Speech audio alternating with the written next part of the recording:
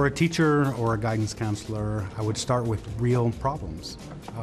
And talk about the airplane crashes, talk about the sleeping air traffic controllers. Why do people crash when they're texting? That's a real world example that you can actually use that in a classroom setting.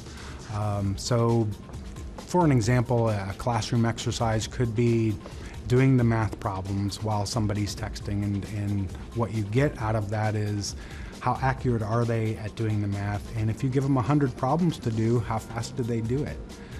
Those are two real easy kind of measures that anyone can employ when they tell you, well, it doesn't, I can text and drive, and show it to them, prove it to them.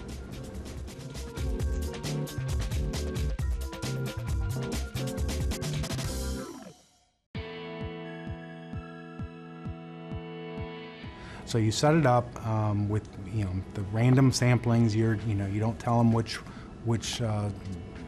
experimental block that they're in, and let's say you do each trial for a minute. How many math problems can they get done in 1 minute block of time?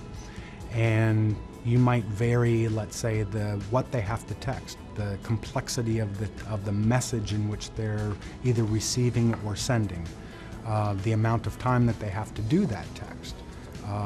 The amount of time is certainly a dependent measure because you're timing them, and how many problems they get correct, because there's this thing called the speed accuracy trade-off. If you increase your speed, you're going to be less accurate. If you're more accurate, usually you lengthen the speed or the time that it takes you to do a particular task. So attention is really the key factor there, because you can't divide your attention very efficiently. And this experiment clearly demonstrates that fact, right? So it's focused on the attention being the factor, but the end result is your human performance suffers because of your inability to divide your attention efficiently.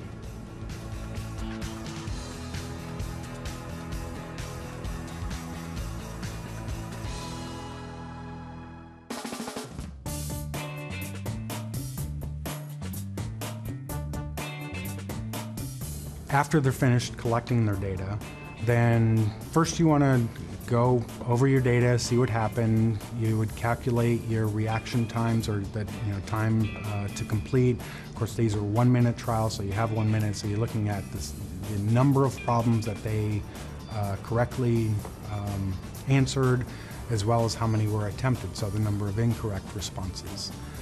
Since they're all 1 minute, you kind of leave that one alone, and you look at that, and then you look at all of your other factors. And then there's certain statistical procedures that you can use depending on the number of people that you run through the experiment that will give you a confidence interval of, is this statistically significant or not?